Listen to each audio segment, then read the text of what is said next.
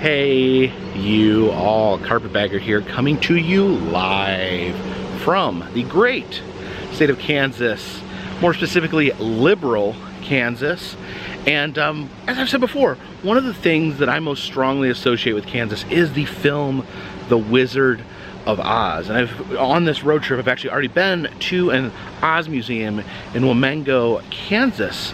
But one Oz museum will not do. We have another Oz museum here in liberal Kansas. And this is just isn't the same, and they're not exactly the same. There's quite a few distinctions. We are here at Dorothy's house here in liberal Kansas. And apparently this is a tour. They have a Dorothy give you a tour. They have a team of professional Dorothys that actually take you through a tour of the movie. It sounds like a fascinating idea. This has been here since 1981, a classic attraction out here in western Kansas, and I'm really excited. I hope you are too. So please follow me.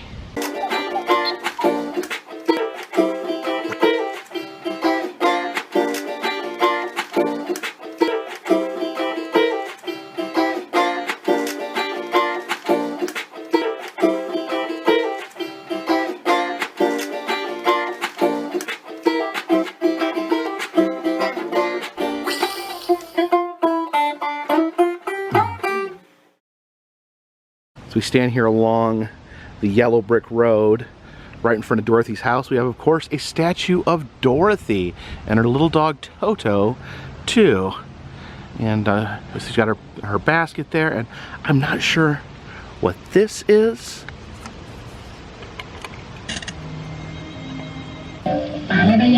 Oh, this plays different songs. I think one of them plays Over the Rainbow and one of them plays Follow the Yellow Brick Road. This right here explains some of the background.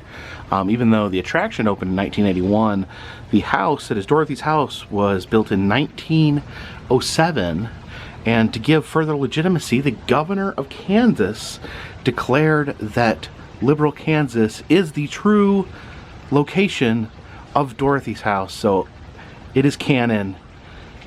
Liberal Kansas is the home of Dorothy and her family. Here we have the actual Dorothy's house, a 1907 farmhouse that was legally declared Dorothy's home. And here's our crew. Got Dorothy, the Scarecrow, the Tin Woodsman, and of course the Cowardly Lion. Some Oz-themed playground equipment here. Looks like newer equipment, but pretty cool looking at the same time. Watch out. We got a flying monkey coming in. Oh, we're off to see the wizard, the wonderful Wizard of Oz. Here he is, a whiz of a whiz, if ever a whiz there was. If ever a whiz there was, the Wizard of Oz is one because of the wonderful things he does. Alright, so our tour starts in about 30 minutes, but we can actually tour the museum in the meantime. So this part of the tour is actually not Wizard of Oz related. It is more of a local Kansas history museum. Now, I've said before that every southern tourist attraction has to have a moonshine still. When you go out west, every western attraction has to have a barbed wire display. A 70-pound ball of twine. It does mention here though that this does not hold a candle to the Cawker City ball of twine. This is Pete the porcupine here. It says Pete was drinking out of the river in 1955 and someone came and shot his paw off. And it says that he's a beloved resident here of the museum. So yeah, it says Pete is always looking for the man that shot up his paw, seeking sweet, sweet revenge. And check out this massive buffalo head. It's a display here of different kinds of doilies. A display of doctor's equipment here. Oh, I guess that's a birthing chair.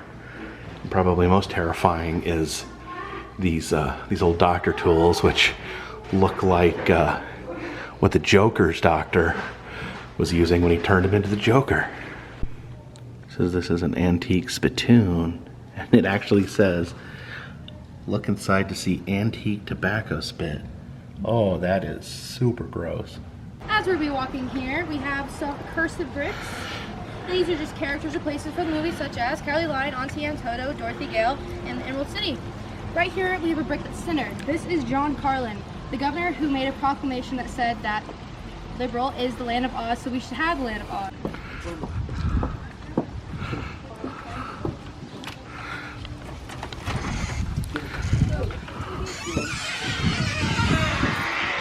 Sorry guys, this is only people that bought the tour.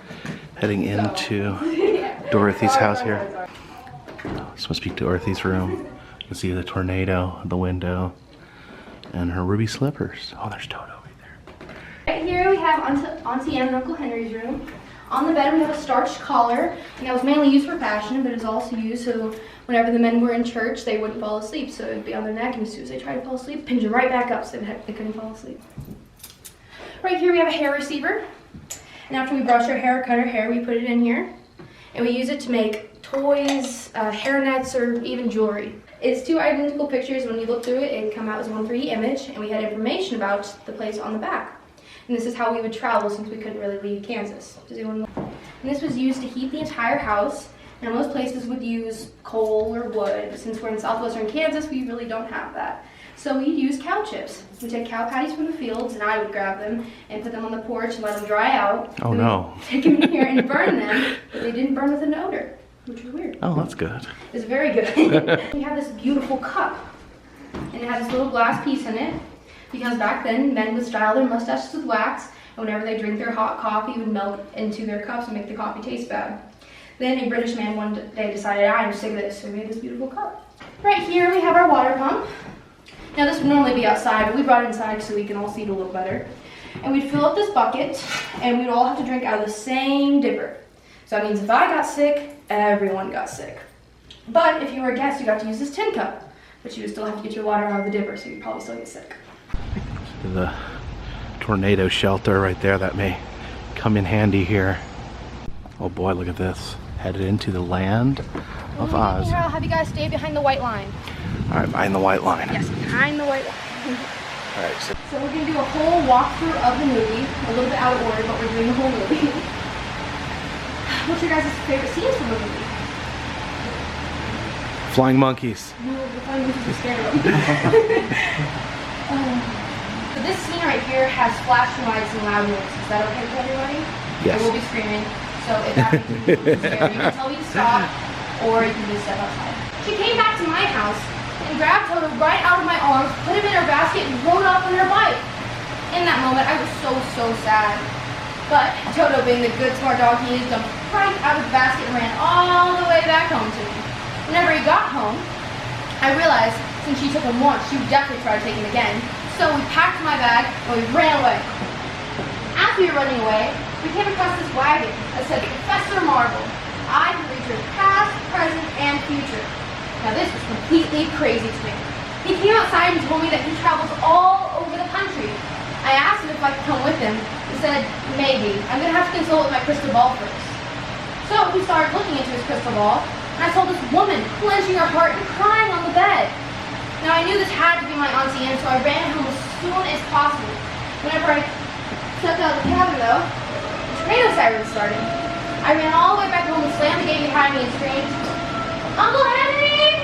Auntie Anne! Hickory Hog Seed, where are you? They weren't out in the field. So I went inside to start looking around, but then the storm started to get a little bit more aggressive. Oh, no. So I looked around. Auntie Anne? Uncle Henry? I'm sorry for running away. Uncle Henry, Auntie Anne? The storm started to get more aggressive. So I went back outside to check the barn. Uncle Henry? Auntie Anne, I'm sorry for running away. Hickory Hog Seed, I'm sorry. They weren't out in the barn. Then the storm started to get even more aggressive, so I went out to the storm shelter. Uncle Henry? Auntie Anne, please let me in. The storm's really mean. Uncle Henry, Auntie Anne? They couldn't hear me over the wind. So I went back inside, and then the lights went out. I didn't know what to do, so I went and sat in my bed, Toto in my arms. His heart was beating as fast as mine, and we were both so scared. And this tree started beating on my window. And then suddenly it broke through and knocked me to sleep.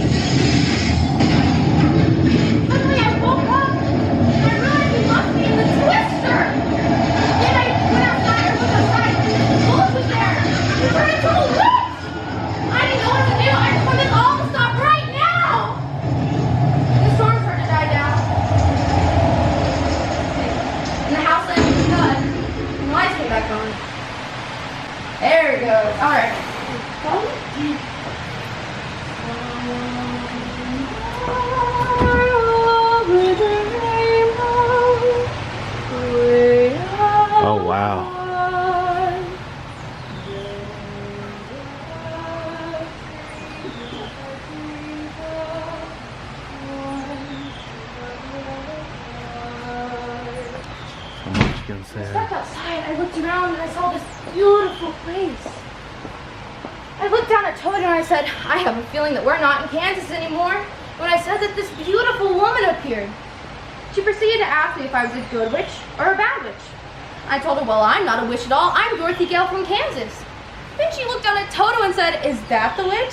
I said, of course not. That's my dog Toto. He can't cast spells. He's not a witch. Then she told me that the little people of this land told her there's a new witch in town. And she landed her house on the Wicked Witch of the East. And that's all that's left of her now. Oh. So she asked me once more, are you a good witch or a bad witch? And I looked at her again and said, no, I am Dorothy Gale from Kansas. I am not a witch. And besides, witches are old and ugly. And when I said that, little laughter came out all around me. Then these little people came out of the bushes. I asked her who that was, and she said that they're the Munchkins, and this is Munchkin Land. Then she also introduced herself as Glenda the Good Witch. I said, well, pardon me, Glenda. I didn't mean any harm from it. Then she told me that I was the new national hero of the Munchkins. So we all started dancing and singing. Ding dong, witch is dead, the wicked witch, the wicked witch. Ding dong, wicked witch is dead. Once we got done singing, this big cloud of smoke and fire appeared. Then this little old lady came out and she was the Wicked Witch of the West. She looked around and saw her sister underneath the house. And she got really angry and she came up to me and said, who killed my sister? Was it you? And I said, I'm so sorry, I didn't mean to hurt her at all. Then I realized she didn't care about her sister at all. All she cared about were those ruby red slippers. So she walked over to them, reached down to grab them. She was almost there, and they shriveled away. We all started looking around for the shoes, no one could find them. Then I looked down at my feet, and they were right there. Glenda must have put them there somehow. Now this made the Wicked Witch of the West very, very angry, so she came up to me real close and said, I'll get you, my pretty, and your little dog, too. And disappeared into another cloud of smoke and fire. Now at that moment, I was so scared, so I went up to Glenda and said, please, how am I supposed to get home? I need to get home to Aunt Sam and Uncle Henry. And she said, well, it's easy. All I need to do is see the wizard in Emerald City. And I asked her how to get there, and she said I need to follow the yellow brick road. So I did. Follow the yellow brick road. Follow the yellow To leave the Munchkin Land. Follow Dorothy.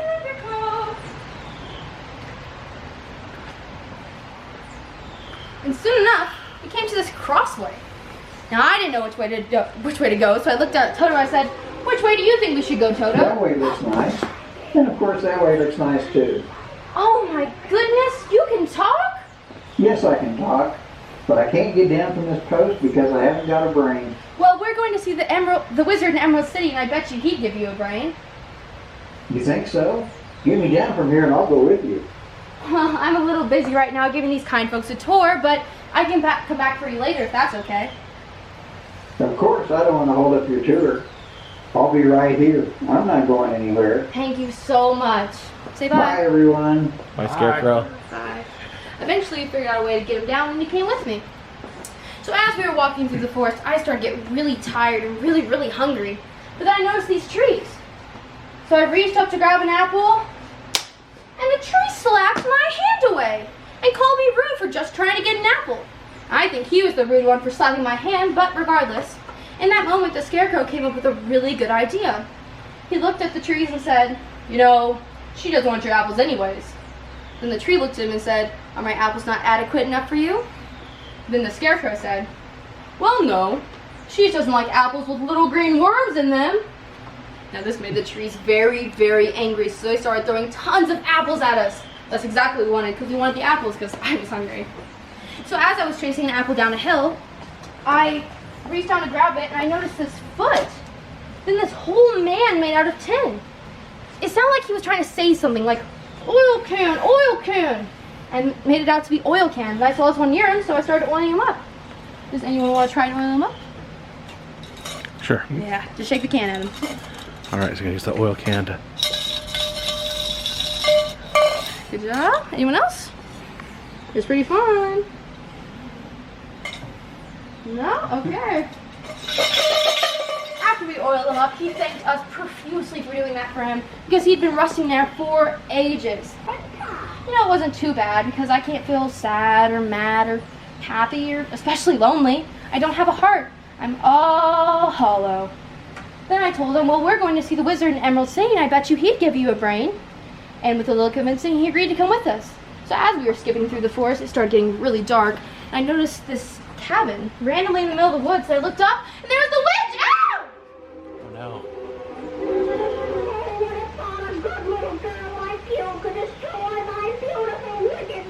She was so angry that I made this far, and especially made 2 new friends on the way. So she conjured up a fireball and threw it right at Scarecrow. But luckily she missed, and whenever she did, she disappeared again. Now, Tin Man, even though he didn't have a heart, did something super kind and put the fire out with his hat. So as we kept walking through the forest after that traumatic experience, it started getting even darker, and I started worrying about lions and tigers and bears. Oh my. Lions and tigers and bears. Oh my. Lions and tigers and bears. Lions! Then this massive lion jumped out of the forest and started chasing my poor little Toto around. She likes to talk. My poor little Toto around. So I scooped him up and I bopped her right on the nose. And to my surprise, he started crying. He came up to me and said, "What'd you do that for?" I said, "Well, you were gonna bite my poor little Toto."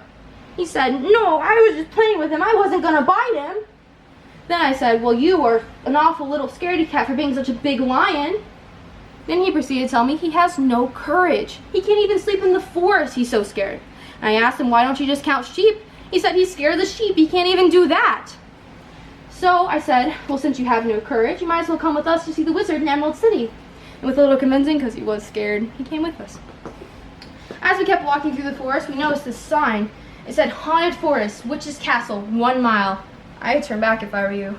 Now, this made me really, really scared. It made all of us really scared, but I really need to get home to see Auntie Em and Uncle Henry, so we pushed on. And as we were walking, we realized that the witch was watching us the entire time. Whenever she saw the perfect opportunity, she sent her flying monkeys after Toto and I. Once she got us back to her castle, she threatened to do awful things to Toto if I didn't give her the ruby red slippers. So I said, "Please, take them. I don't want him anyways." She reached down to grab him, and it shocked her. Linda must have put a spell on him, so she can't touch him. But as that was happening, Toto jumped right out of the castle and went to go find the Cowardly Lion, the Scarecrow, and the Tin Man. They all came back to rescue me. So as we were just about out of the castle, we were literally at the gate. The Winky soldier started cornering us and getting really, really close. Then the witch appeared. She was so angry that I had almost escaped, and especially almost made it out. So she conjured up another fireball and said, "How about some fire, Scarecrow?" and threw it right at him. And this time he caught on fire. Now I didn't want my poor friend to burn, so I looked around for something to put him out. I found this pail of water, and I threw it at him. Luckily, I got all the fire out on him, but a little bit touched the witch, and she started screaming, "I'm melting! What a world! What a world!" She melted into the ground. Now the Winky soldiers were so happy that we freed them from the Wicked Witch of the West that they gave us her broom and we ran off. Oh, there she goes. Oh, Emerald City. And soon enough we made it to Emerald City. It was so massive and so beautiful. We went up to this huge door and we rang the doorbell. This little man popped out and he said, "Well, can't you read?" I said, "Read what, sir?" He said, "The notice." And I said, "What notice?" He said, "The notice on the door. It's as plain as the nose on my face." I said, "Sir, there's no notice out here." Then he looked outside and realized he'd been super silly that morning and forgot to put out the notice. So when he did, it read, "Bell out of order. Please knock." So we knocked. He wants to help me knock so we can get inside. Ready? Then he popped back out and said, "Well, that's much better. State your business." And I said, "Well, we want to see the wizard." Then he looked at me completely shocked and said, "The wizard? I've worked here my entire life and never even seen the wizard. How do you guys expect to see him?" I said, "Well, Glinda, the Good Witch of the North sent us." He said to prove it, so I showed him the ruby red slippers and the witch's broom. And he said, "Well, bust my buttons, come on in." That's a horse of different color, come on in. And sure enough, as we came in, there was a horse of a different color. Oh, look at that. I went up to this very dapper looking coachman and I said, "Will you please take us to the wizard?" He said, "Of course I can, but not while you're looking like that, you're all dirty." I mean, we have been traveling by foot this entire time. So he sent us to the Wash and Brush Up Company.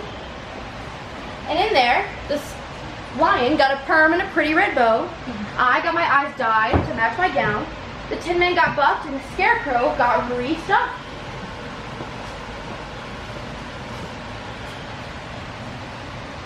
Now we are all ready to see the wizard. Did you guys know that the lion's costume weighed 90 pounds? And when he sweat, it weighed up to 100 to 110 pounds. And there was 2 people that their only job was to air out his costume at the end of the night. So as we were walking down this massive hallway, he started talking to us.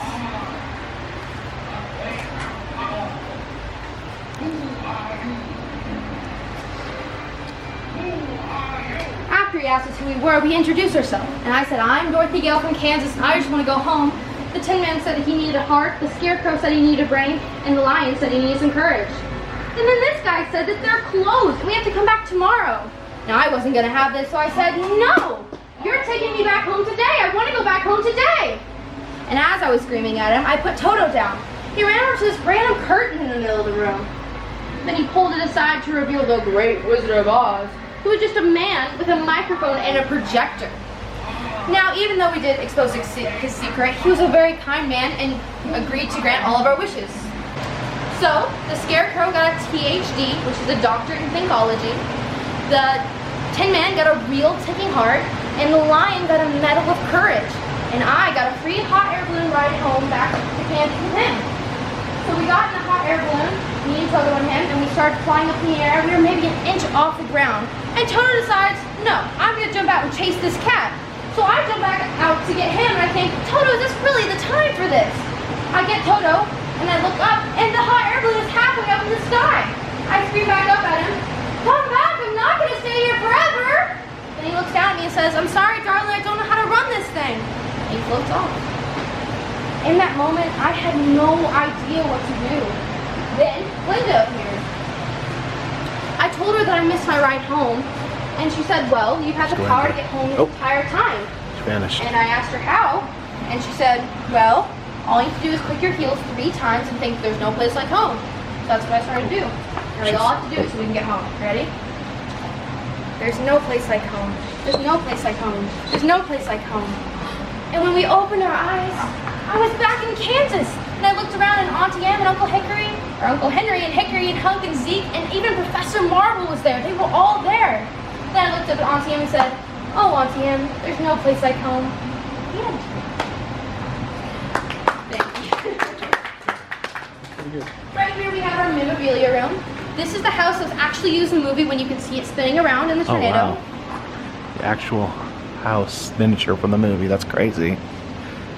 These 3 shelves are all discontinued items that were donated to us by private collectors. And these 4 shelves are all things that were donated by the Munchkins. This is the dress of the shortest Munchkin. Her name was Nina Krebs, and she stood at 2'4". She was tiny. Those are her shoes as well. And we also have a picture of her with 2 of our founders. Sadly, she died when she was about 89 or 90. We also have a picture of her with her husband. Now, her husband is 6 foot, and they had 2 average-sized children.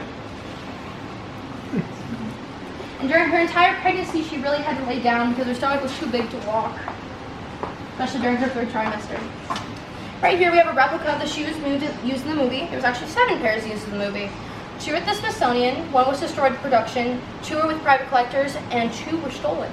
We don't know where they are. Right here we have a replica of L. Frank Baum's desk. He was the writer of the original 13.5 books. He died in the middle of making Linda, the Witch of Oz. And then Ruth Thompson picked up and made the rest of the books. Now he was sitting here thinking. He had the beginning of the title, The Wonderful Wizard of. He couldn't think of a way to name this beautiful land he created. Then he looked over his filing cabinet and saw O to Z. He saw Oz. That's a weird name. So yeah, that's absolutely crazy. The actual miniature house prop. So thank you for joining me here in Liberal, Kansas at Dorothy's house and the land of Oz. An absolutely wonderful experience here, a completely different experience from the Wamengo Wizard of Oz Museum. This is more of like an interactive one-person play, and the Dorothy, that was our tour guide, did a wonderful job. Always, remember, always tip your Dorothys. So an absolute wonderful attraction out here. If you like videos like this, please consider looking at some of the older videos on this channel. I filmed various roadside attractions, amusement parks, haunted houses, museums in all 48 continental United States. If you'd like to help support this channel, consider donating to Patreon. $3 or more will get you a postcard once a month. Also selling 3 different styles of enamel pins in the Etsy shop. And all that just kind of helps keep this train on the tracks, this boat in the water, and this dirigible in the air. And all that information is down in the description. Until next time, my friends, this one's in the bag.